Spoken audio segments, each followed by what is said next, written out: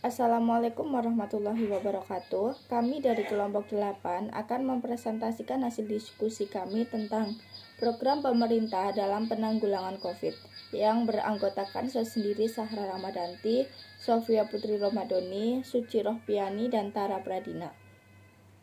COVID merupakan suatu wabah penyakit yang saat ini sedang marak dan berkembang. Virus ini bermula dari kota Wuhan, Cina pada akhir Desember 2019 silam. COVID saat ini dikenal sebagai penyakit pneumonia akibat novel coronavirus atau virus corona baru yang belum pernah ditemukan sebelumnya. Adanya pandemi COVID membuat kekacauan di Indonesia. Pandemi ini membuat aspek stabilitas negara menjadi kacau, mulai dari ekonomi, kesehatan, sosial, budaya, dan juga tak terkecuali aspek transportasi. Berbagai kebijakan dikaji oleh pemerintah Indonesia untuk meminimalisir penyebaran pandemi COVID, mulai dari melakukan pemeriksaan terhadap warga yang baru berpergian dari luar negeri, melakukan travel restriction, dan memperlakukan karantina. Karantina wilayah adalah salah satu kebijakan pemerintah yang bertujuan untuk menekankan angka penyebaran COVID agar tidak terkena lebih banyak lagi korban positif. Salah satu implementasinya adalah membatasi pergerakan masyarakat dan keinginan masyarakat untuk berkumpul dalam keramaian. Masyarakat tidak diizinkan keluar rumah jika tidak ada keperluan yang bersifat darurat. Kebijakan pemerintah diberlakukan di berbagai wilayah di Indonesia. Penelitian ini bertujuan untuk mengetahui bagaimana pergerakan masyarakat ketika kebijakan pemerintah berupa pembatasan pergerakan diberlakukan dan preferensi serta masalah terkait pandemi ini. Oleh karena itu, diadakan penelitian mengenai program pemerintah dalam penanggulangan COVID. Isi program kebijakan pemerintah untuk mencegah penularan virus COVID-19 agar tidak menyebar luas di masyarakat yang telah diimplementasikan atau dilaksanakan selama masa penularan wabah COVID-19 adalah sebagai berikut. Yang pertama, kebijakan untuk berdiam diri di rumah atau stay at home. Yang kedua, kebijakan pembatasan sosial atau social distancing. Yang ketiga, pembatasan fisik atau physical distancing. Yang keempat, kebijakan penggunaan alat pelindung diri, misalnya dengan menggunakan masker. Yang kelima, kebijakan menjaga kebersihan diri, yaitu dengan mencuci tangan. 6. Kebijakan bekerja dan belajar dari rumah.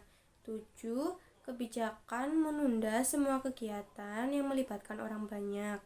Kedelapan, kebijakan pembatasan sosial berskala besar atau PSBB. 9. Kebijakan pemberlakuan new normal. Ke-10, kebijakan program vaksinasi. 6. Kebijakan pencegahan penularan COVID-19.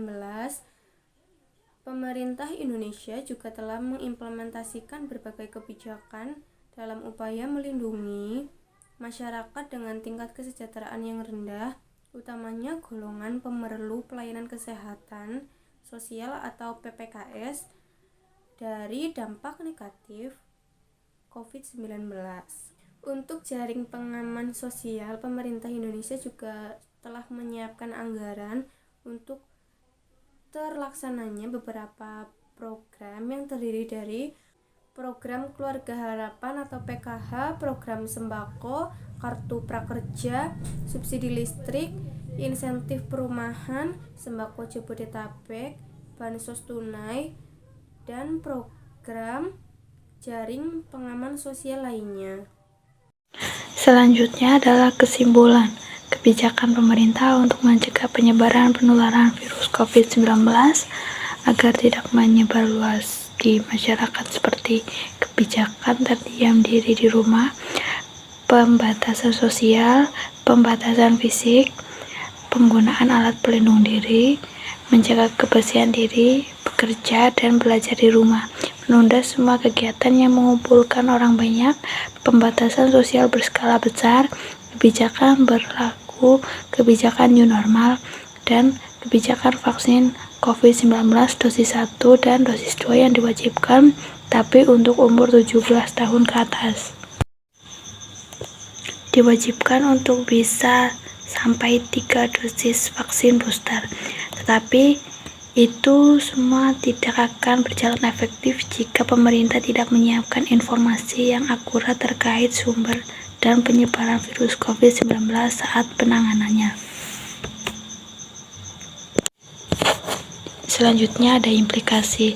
Realisasi APBN terus meningkat dipengaruhi pandemi COVID-19 yang membuat kebutuhan belanja untuk penanganan wabah dan dampaknya pun bertambah. Pemerintah melaksanakan sejumlah program untuk mencegah dampak pandemi semakin meluas yang membutuhkan dukungan dana khususnya dari APBN. Manapun dari partisipasi masyarakat, angka realisasi APBN terus bertambah yang menunjukkan pemerintah terus melaksanakan komitmen untuk memberikan dukungan bagi masyarakat di berbagai sektor yang membutuhkan, utamanya yang terdampak COVID-19. Secara lebih spesifik, di bidang kesehatan, pemerintah terus melaksanakan langkah-langkah yang diperlukan untuk mendukung penanganan pandemi COVID-19, baik dari segi pencegahan maupun penanganan. Dukungan ini diberikan antara lain dalam bentuk pelayanan kesehatan maupun penguatan rumah sakit rujukan yang ditunjuk. Insentif untuk tenaga kesehatan sebagai bentuk apresiasi atau pengabdiannya dalam melawani COVID-19 juga terus disalurkan secara bertahap. Bagi masyarakat yang terdampak, pemerintah juga terus menyalurkan bantuan sosial, baik berupa bantuan non-tunai dalam bentuk sembako maupun bantuan tunai untuk program keluarga harapan agar dapat memenuhi kebutuhan dasarnya. Selain itu, dana desa juga dapat disalurkan dalam bentuk bantuan langsung tunai untuk keluarga miskin di desa yang tidak menerima bantuan PKH, kartu sembako, dan kartu prakerja. Realisasi dana desa sendiri tumbuh sangat signifikan dibandingkan dengan tahun sebelumnya, yaitu sebesar 55,2%, didorong oleh kebijakan simplifikasi dan relaksasi penyalurannya. Yang terakhir ada saran. Agar terhindar dari COVID-19, Wiku menyampaikan beberapa saran dan tips yang dapat dilakukan masyarakat untuk mencegah penularan apapun variannya, di antaranya menghindari tempat dan aktivitas yang berisiko tinggi peluang penularan, seperti ruangan tertutup yang buruk sirkulasi udaranya, tempat keramaian atau kerumunan, dan interaksi yang terlalu dekat atau percakapan jarak dekat. Lalu, masyarakat diharapkan bersedia divaksin, terutama populasi rentan.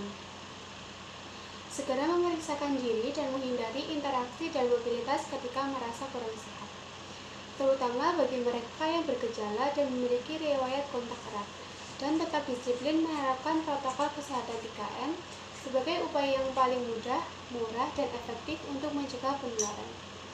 Demikian presentasi dari kelompok kami. Terima kasih. Wassalamualaikum warahmatullahi wabarakatuh.